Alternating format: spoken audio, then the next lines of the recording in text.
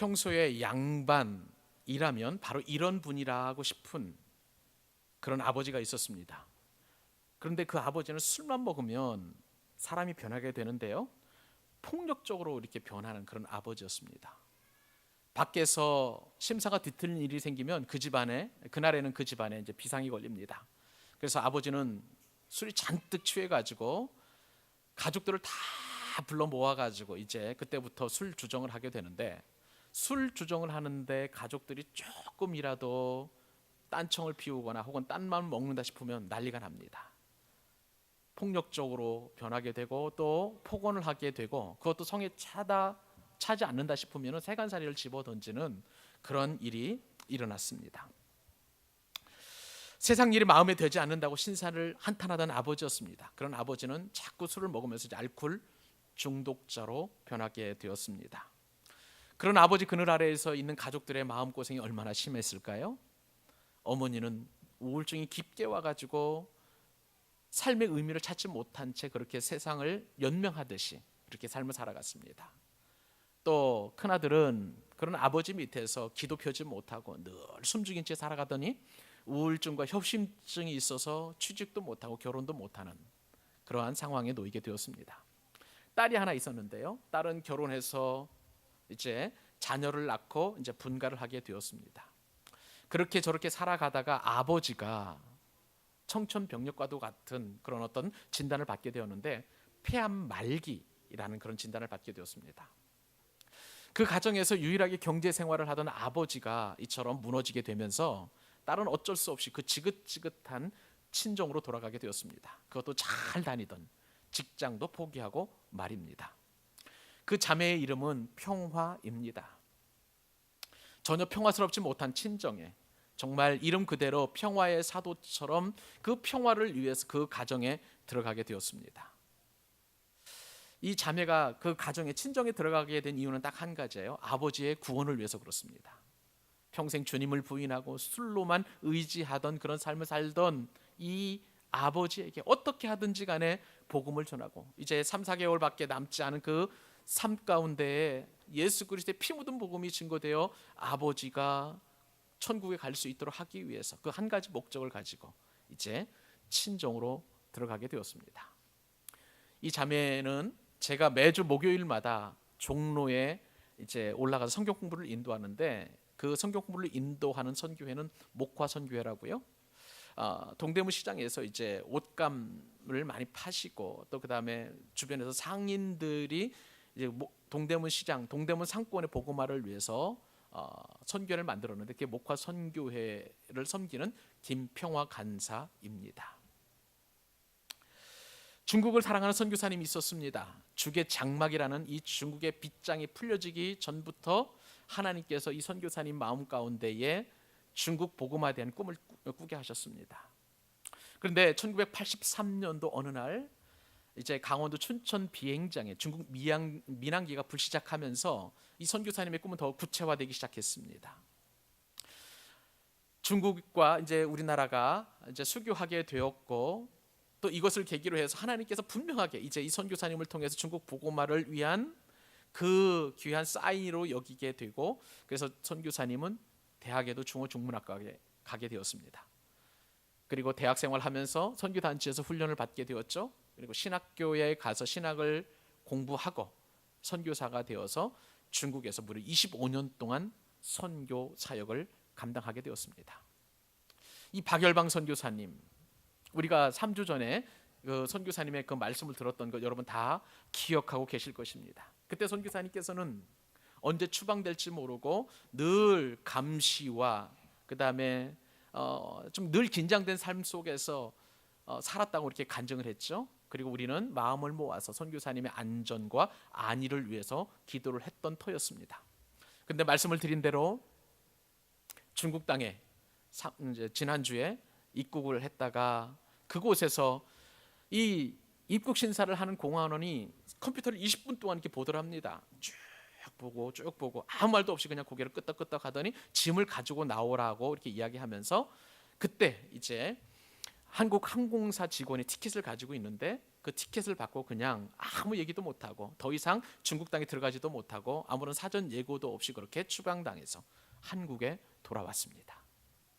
선교사님은 지하철 타고 다니면서도 울었고 한국에 들어오는 비행기 안에서도 울었고 앉아도 울고 그리고 잠을 잘 수도 없었고 그렇게 마음이 고통스럽답니다. 왜 그랬을까요?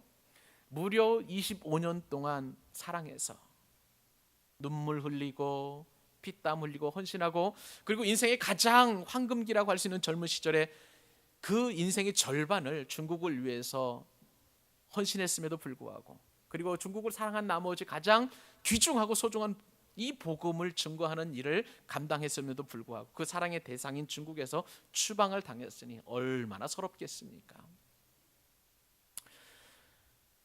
지난주에 계속해서 매일 이제 그 중국 현지에 계신 사모님과 통화를 하게 되었습니다. 그래도 이야기 들어보니까요, 이 중국에서 나온 이 추방당한 선교사님은 그래도 나은 편이에요.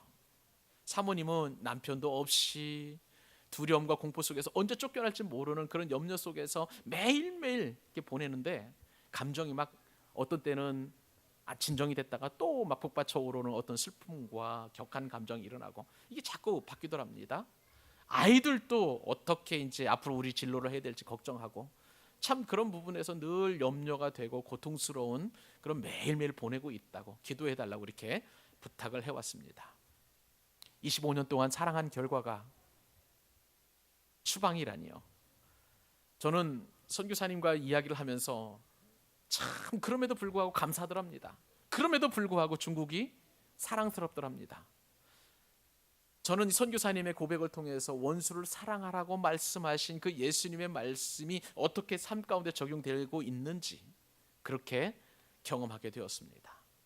앞서 말씀을 드린 김평호 간사님도 원수처럼 그렇게 집안 풍비박산 만든 아빠에 대한 그 사랑, 그리고 선교사님 추방당한 선교사님도 중국에 대한 그 사랑, 그것은 바로 주님께서 오늘 말씀 가운데 저와 여러분에게 말씀하고 싶어 하신 원수를 사랑하는 마음, 그리고 그 말씀을 실천하는 그 본체를 우리에게 가르쳐 준다고 믿습니다.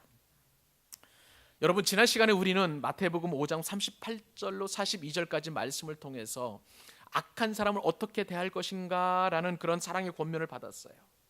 근데요, 악한 사람에 대한 이 권면은 좀 소극적인 권면이었습니다. 근데 예수님께서는 거기서 한 걸음 더 나아가서 원수를 사랑하라고 아주 적극적으로 말씀해 주고 계십니다. 이 말씀에 대해서 위대한 기독교 사상가이자 신학자이고 그리고 아프리카 히포라는 도시의 감독이었던 어거스틴은 이렇게 이야기했습니다. 많은 사람들이 다른 뺨을 돌려대는 것은 배웠지만 그들을 때린 사람을 어떻게 사랑할지를 배우지 못했다, 그렇게 말했어요. 그만큼 원수 사랑은 참으로 어려운 일입니다. 또 19세기의 영국의 성공회의 주교이자 성경신학자인 알프레드 프로모라는 사람은 이 원수 사랑에 대해서 이렇게 얘기를 했어요. 선을 악으로 갚는 것은 마귀적이다. 선을 선으로 갚는 것은 인간적이다. 그러나 악을 선으로 갚는 것은 하나님적이다 라고 이렇게 이야기했습니다. 여러분, 우리는 선을 악으로 갚는 마귀를 본받지 말아야 합니다. 그리고 선을 선으로 갚는 그 인간적인 그런 것을 초월해야 하는 것이죠. 그리고 예수님처럼 악을 선으로 갚는 원수 사랑의 경지까지 저와 여러분이 이르러야 될 줄로 믿습니다. 이것이 바로 주님께서 우리를 불러주신, 제자로 삼아주신 굉장히 강력한 목적이에요. 그런데 여러분, 원수를 사랑한다는 것은 참 쉽지 않습니다. 근데 놀랍게도요, 오늘 저와 여러분이 이 말씀을 상고하게 되면 개그 우먼이 얘기했던 것처럼 원수 사랑 참 쉽죠 하는 그 결론에 이르게 될 것입니다. 그 은혜를 받아 누리는 저와 여러분 될 수 있기를 주님의 이름으로 축복합니다. 자, 그러면 원수를 사랑하기에 앞서서 우리가 먼저 짚고 넘어가야 될 부분이 있어요. 그것은 뭐냐면요, 도대체 원수는 누구인가 하는 점입니다. 이 세상 사람은 크게 세 부류로 나눌 수가 있어요. 가족이 있습니다. 그리고 이웃이 있고요. 그리고 원수가 있습니다. 원수가 더 세게 발음하면 왼수가 되는 것이죠. 그렇게 우리가 나눌 수가 있습니다. 자, 근데 오늘 본문은 주님께서 원수를 어떻게 사랑하는지, 또 어떻게 사랑해야 하는지 그 내용을 말씀해 주시는 그런 대목이라고 할 수가 있는 것이죠. 이 대목에서 우리는 원수를 어떻게 규정할 것인가, 원수는 도대체 누구인가라는 것을 반드시 짚고 넘어가야 합니다. 드라마나 영화나 소설이나 아니면 우리 주변에 있는 원수 삼는 그 사람들을 바라보면요, 대부분 부모를 죽인 원한의 사람입니다. 그리고 형제를 죽이거나 내가 가장 사랑하는 누군가를 죽인 사람에게 원한을 품는 그 사람이 바로 원수라고 할 수가 있는 것이죠.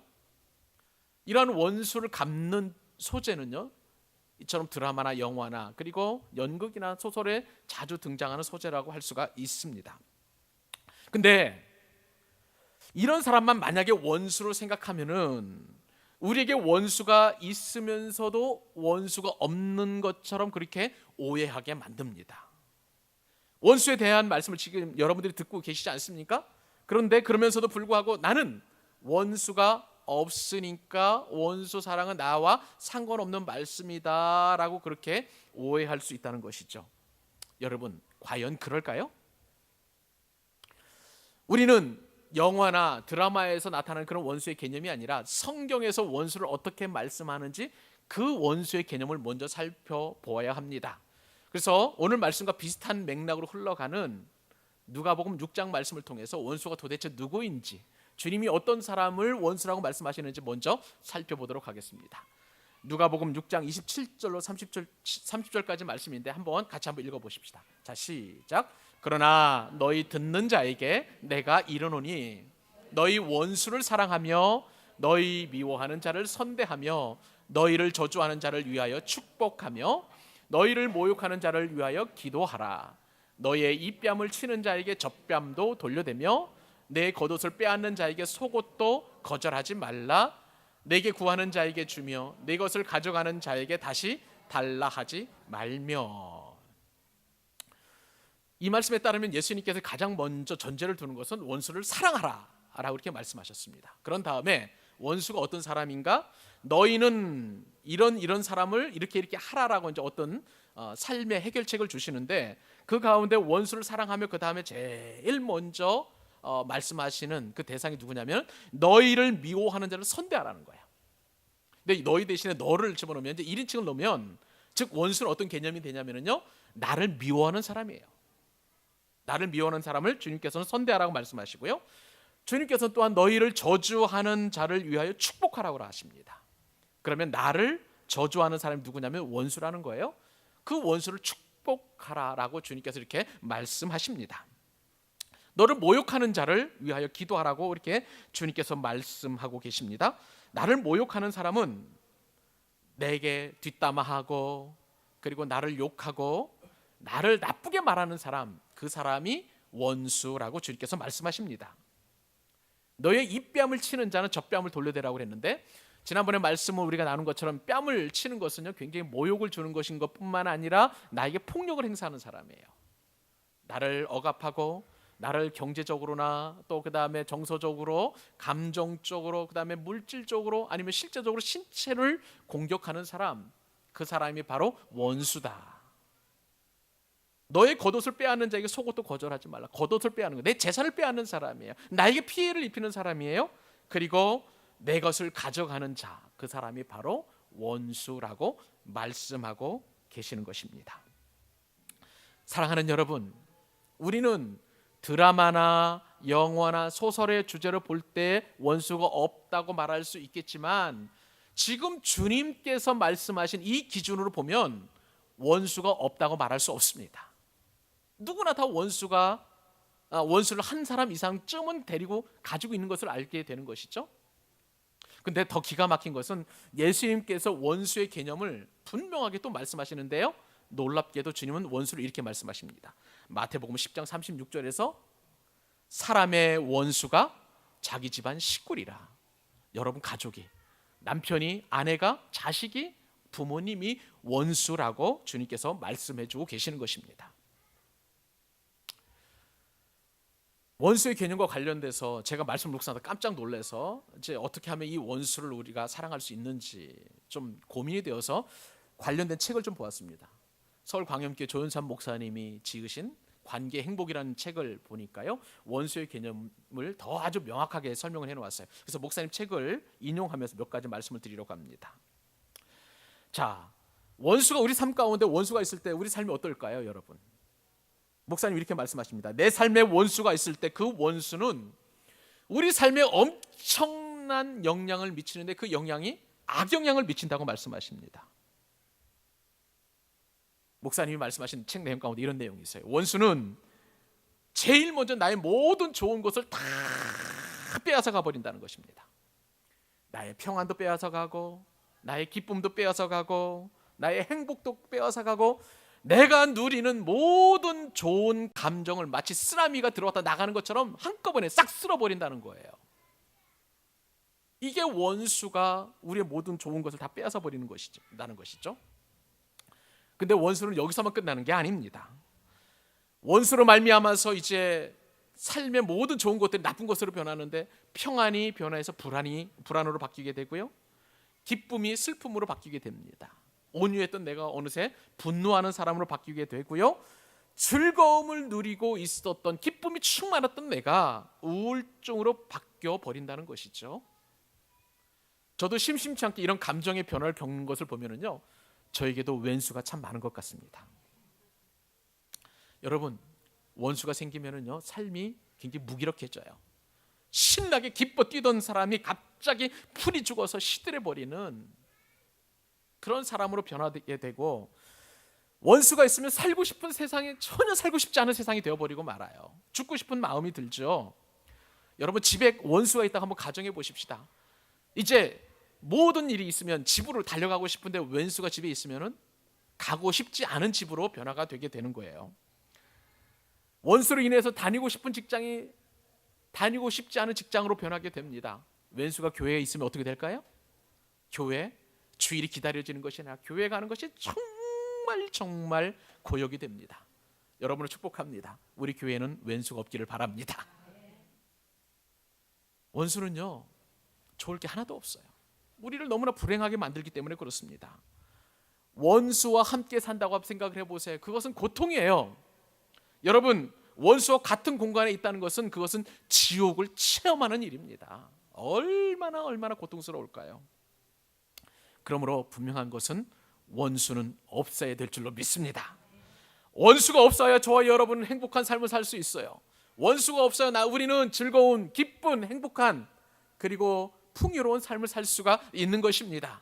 여러분의 가정에도, 여러분의 직장에도, 여러분의 사업장에도, 여러분이 다니는 이 교회에도 우리 모두는 원수가 없어야 하는 것입니다. 저는 이 시간 주님의 이름으로 선포합니다. 원수는 없어질지어다. 원수는 사라질지어다. 여러분, 원수는 없어져야 돼요. 그렇다면 우리는 어떻게 원수를 없앨 수 있을까? 주님께서 주시는 귀한 비결을 말씀을 드리고자 합니다. 원수는 없애는 방법 첫 번째, 원수는 사랑하는 거예요. 원수를 사랑할 때 원수는 없어지는 것입니다. 여러분, 우리가 쉽게 원수를 없애는 방법, 가장 효과적이고 빠른 방법이 하나 있다면요, 그것은 원수를 미워하는 것입니다. 이건 보편적인 인간의 정서예요. 그래서 예수님께서는 유대인들 가운데에서 특별히 예수님 당시에 원수를 없애는 방법을 이제 주님께서는 말씀을 하십니다. 그 말씀이 바로 오늘 본문 마태복음 5장 43절에서 44절 초반절에 있는데, 주님 이렇게 말씀하셨습니다. 또 내 이웃을 사랑하고 내 원수를 미워하라 하였다는 것을 너희가 들었으나 나는 너희에게 이르노니 너희 원수를 사랑하며.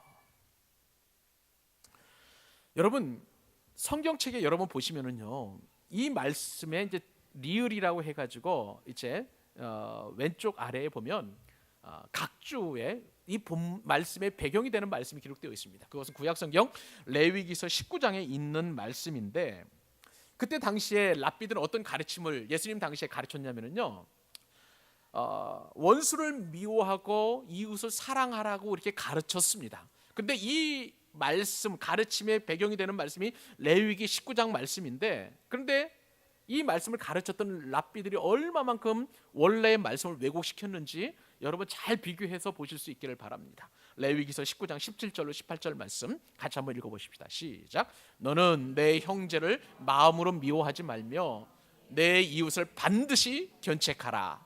그리하면 내가 그에 대하여 죄를 담당하지 아니하리라. 그 다음에 원수를 갚지 말며 동포를 원망하지 말며 내 이웃 사랑하기를 내 자신과 같이 사랑하라. 나는 여호와니라. 랍비들이요 얼마만큼 이 하나님의 말씀을 교묘하게 조작을 했는지 뺄 건 빼고 넣지 말아야 될 것은 넣었는데, 우선 하나님께서 원래 하나님의 백성들에게 주신 말씀에 따르면 이웃을 사랑할 때 어떻게 사랑해야 되냐면요, 내 이웃 사랑하기를 내 자신과 같이 사랑하라 라고 말씀하여 주셨습니다. 그런데 1세기 유대교 랍비들은 이것을 어떻게 가르쳤냐면은 사랑의 최고 표준이라고 할 수 있는 내 몸과 같이라는 말을 빼버렸어요. 이웃을 사랑할 때 내 몸과 같이 사랑하라라고 했는데 이웃을 사랑하라, 근데 가운데 있는 내 몸과 같이라는 말을 싹 빼버렸어요. 자, 그리고 이웃을 말하면서 원수라는 개념을 빼버렸어요. 그리고 대신에 원수를 미워하라라고 그렇게 가르쳤습니다. 많은 말이 함축이 되고 넣지 말아야 될 말들이 넣어진 거예요. 그러니까 예수님께서 지금 말씀하신 것은 유대 랍비들이 가르쳤던 내용에 대하여 반기를 드시는 것입니다. 그거 잘못됐다는 거예요. 잘못된 교훈이라고 지금 비판하시는 것입니다. 너희들이 배우기를 이웃을 사랑하고 원수를 미워하라고 너희가 그렇게 배웠으나 라고 그렇게 말씀하시는 것은 그것이 잘못된 가르침이라는 거예요. 원래 말씀하고 맞지 않는다는 거예요. 그래서 주님께서는 원수를 미워하라는 그 말씀이 잘못되었다. 원래 주신 말씀의 의미는 원수를 사랑하라는 그 말씀이라는 것을 이제 주님의 제자들에게 말씀해 주고 계시는 것입니다. 여러분, 원수는요, 주님께서 말씀하실 때에 원수를 미워해서 없어지는 거 아니에요. 지금 주님께서 그것을 결론적으로 말씀해 주고 싶어 하시는 것입니다. 원수를 미워해서 없어지지 않는다라고 말씀을 드리면, 그렇다면 원수는 어떻게 해서 없어질까요, 여러분? 원수를 갚으면 비로소 원수 없는 세상을 살게 될 수 있을까요, 여러분? 그렇지 않아요. 미워한다고 해서 원수는 없어지지 않습니다. 내가 복수한다고 해서 원수는 사라지지 않아요. 예수님은 우리에게 원수 없애는 딱 한 가지 방법을 말씀해 주십니다. 그것은 뭐냐면 원수를 사랑하는 거예요. 여러분 믿으시기 바랍니다. 원수는 사랑하면 없어집니다. 할렐루야. 다른 방법이 없어요. 원수는 사랑하는 방법밖에 없는 것입니다. 이것은 하늘의 비밀이에요. 저는 여러분에게 지금 천기 누설을 하고 있습니다. 하늘의 놀라운 신령한 비밀을 여러분들에게 말씀해 주고 있는 거예요. 신기하게도 원수는 총칼로 죽인다고 해서 없어지지 않아요. 내가 미워한다고 해서 없어지지 않습니다. 그러나 원수를 사랑하게 되면 왜 원수가 없어질까요? 그것은 원수가 변해서 내 이웃이 되기 때문에 그래요. 내 가족이 되기 때문에 그렇습니다. 여러분, 원수를 사랑하면 그들이 내 가족이 되고 내 원수가 되는, 내 이제 이웃이 되는데, 가족과 이웃은 나에게 힘을 주는 존재예요. 원수는 나에게 힘을 빼앗아가고 에너지를 빼앗아가는 존재입니다. 그러므로 원수를 사랑하게 되면 이웃과 가족이 되니 당연히 나에게 힘을 주는 존재가 되어서 원수는 없어지게 되어 있는 것입니다. 근데 여기 한 가지 문제가 있어요. 원수를 사랑하는 것 쉬울까요? 어려울까요? 예수님께서 가르쳐 주신 원수 사랑 우리가 잘 할 수 있을까요? 없을까요? 할 수 없어요. 죽었다 깨어나도 우리는 원수를 사랑할 수 없다는 게 문제입니다. 우리의 불완전한 인격이나 불완전한 내면이나 또 완전한 온전한 주님을 닮아가지 못한 저와 여러분으로서는 주님께서 우리에게 원수를 사랑하라 말씀하신 이 말씀에 절대 순종할 수 없는 그런 아픔이 있다는 것이 우리들의 딜레마하고 문제예요.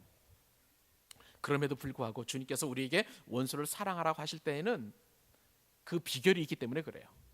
내 힘으로는 할 수 없지만, 내 능력으로 할 수는 없지만, 내가 원수를 사랑할 수 있는 가장 강력한 그 원천은 성령님을 의지할 때 가능한 것임을 여러분 믿으시기 바랍니다.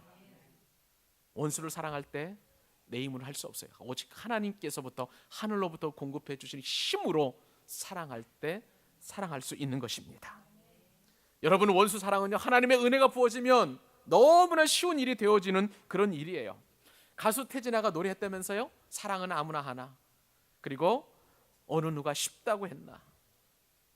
사랑은 그럴 수 있어요. 그러나 쉬운 방법이 있어요. 성령님을 의지할 때 원수 사랑은 쉬워집니다. 아무나 할 수 있습니다. 어느 때요? 성령이 임한, 성령을 받은 사람은 우리가 원수를 쉽게 사랑할 수 있는 거예요. 저는 이 시간 여러분들을 축복합니다. 이 시간에 있는 모든 분들은 성령님의 힘으로 원수를 사랑할 수 있기를 바랍니다. 모든 원수를 없애는 그런 능력 있는 하나님의 백성 될 수 있기를 바랍니다. 여러분, 원수를 사랑하는 게 힘들다면, 원수를 사랑하는 것이 너무나 고통스럽다면, 도저히 원수를 사랑할 수 없어서 너무나 힘들다면 하늘을 바라보시기 바랍니다. 나를 위해서 십자가를 지신 그 예수 그리스도의 사랑, 하나님을 의지할 때, 성령님을 의지할 때 우리는 원수를 없애는 놀라운 은혜를 경험하게 될 것입니다. 그 은혜가 이 시간 여러분에게 임하시기를 주님의 이름으로 축복합니다. 원수를 없애는 방법 두 번째를 말씀을 드립니다. 그것은요, 원수를 위해 기도하는 것입니다. 원수를 위해 기도하라. 우리는 원수를 미워하지 않은 것만 해도 너무나 어려워요. 근데 주님께서는 원수를 사랑하라 말씀하시고, 그리고 한 단계 더 뛰어넘어서 원수를 위해서 기도하라고 말씀하여 주십니다. 원수를 미워하는 것은 우리에게 너무나 누가 가르쳐 주지 않아도 우리에게 너무나 익숙하게 할 수 있는 일이에요. 그런데 원수를 사랑하는 것은 너무나 어렵더라고요. 저도 남을 미워해 보니까요, 잘 알겠더라고요. 미운 사람은 아무리 이쁜 짓을 해도 밉습니다. 미운 사람이 친절하면 나에게 잘 보여서 뭘 얻을까, 이런 생각이 들고요. 또 나에게 좋은 말을 해주면 저런 말로도 사람 홀릴 수 있겠구나, 이런 어떤 오해를 하게 되더라고요. 하여간 원수는요, 머리끝부터 발끝까지 이쁜 게 하나도 없어요. 그의 생김새, 또 외모, 말투, 걸어가는 걸음새까지 그렇게 미울 수가 없어요. 여러분 얘기가 아니라 바로 제 얘기입니다. 그런데 예수님은 원수를 사랑하고 나아가 그를 위해서 기도하라고까지 말씀하시니 우리는 두 손 두 발 다 들 수밖에 없습니다. 주님의 명령을 다시 한번 우리 고백해 보십시다. 마태복음 5장 44절 하반절입니다.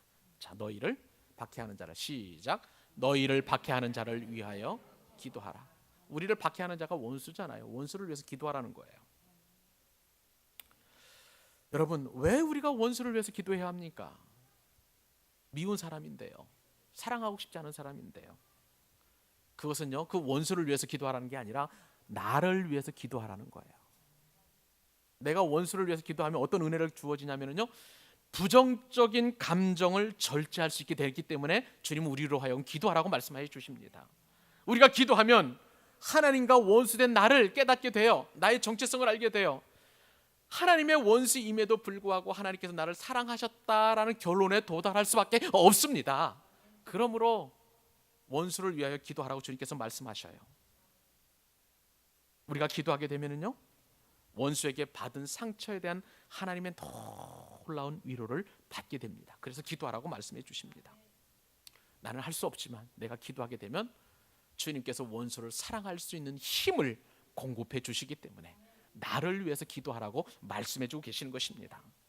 그러므로 나를 박해하는 원수를 위해서 당연히 기도하는 것은 하나님의 놀라운 원수를 없애는 법이에요.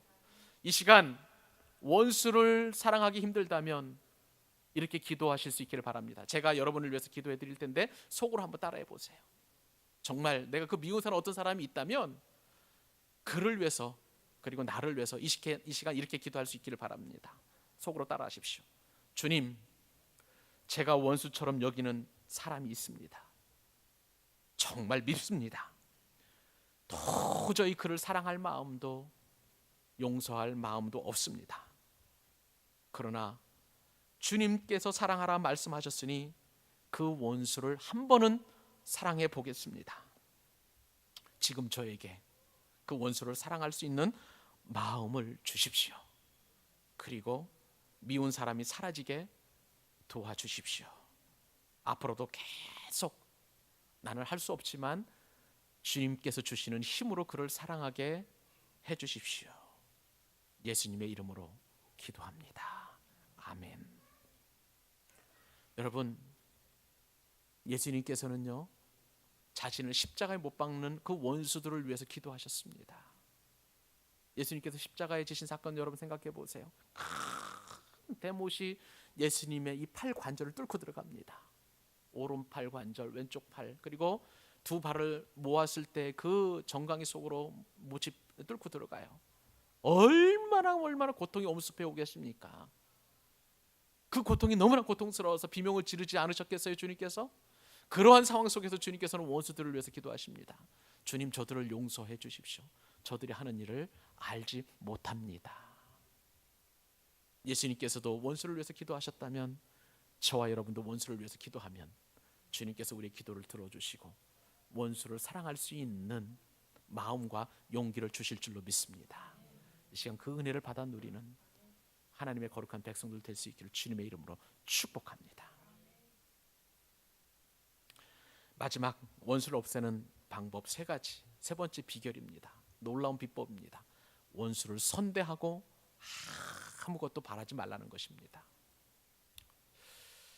오늘 본문에는 원수를 없애는 이 세 번째 방법은 등장하지 않아요. 그런데 아까 우리가 읽었던 이 누가복음 6장에 보면은요, 원수를 없애는 또 다른 비법이 등장하는데 너무나 좋아서, 너무나 이 비법이 좋아서 같이 한번 읽고 은혜를 같이 나누기를 원합니다. 우리 누가복음 6장 35절 한 절 말씀 같이 한번 읽어보십시다. 시작.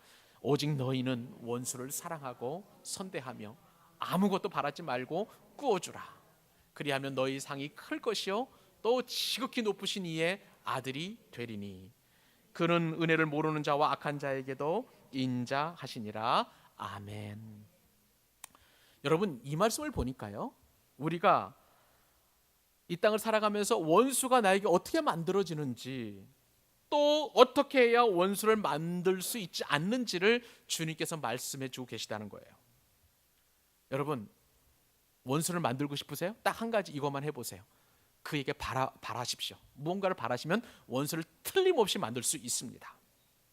여러분, 우리가 원수를 만들 때요, 내가 무언가를 상대방에게 바라는데 상대방이 그 바라는 무언가를 나에게 채워주지 않으면 우리는 너무나 쉽게 원수를 만들 수가 있어요.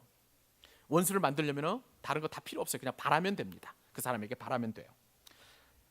가정에서 아내가 남편에게 사랑을 주었습니다.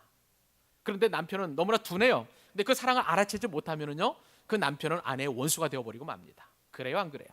그렇죠? 그렇습니다.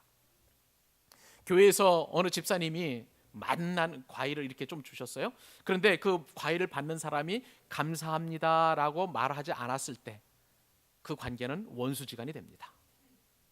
원수 만들기 참 쉬워요. 정말 쉽습니다. 회사에도 마찬가지죠. 사장님이 사원에게 바라는 게 있고요, 사원이 사장님에게 바라는 게 있는데 그것이 충족이 안 되면 마음에 섭섭함이 생기고 서운함이 생깁니다. 그러면 벌써 원수가 만들어진다는 증거예요. 내가 바라는 대로 되지 않을 때 우리는 실망감을 느끼고 서운함을 느끼게 되는데 그것이 바로 원수 만들기의 초벌 작업이에요. 금방 만들어집니다. 여러분, 어렵지 않아요. 그런데 이런 상황 속에서 예수님께서 뭐라고 말씀하시냐면요, 원수에 대하여 선대하고 아무것도 바라지 말라, 그리고 꾸어주라고 말씀하십니다.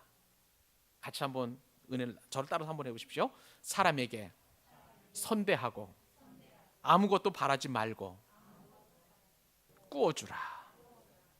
여러분, 이것은요, 예수님께서 주님을 사랑하는 제자들에게 주신 원수를 만들지 않는 꿀팁이에요. 너무나 귀한 그런 교훈입니다. 가까이 있는 사람, 함께 살아가는 사람을 원수로 만들지 않으려면요, 예수님이 이 말씀만 지키면 우리는 누구도 원수를 만들지 않을 수 있는 거예요.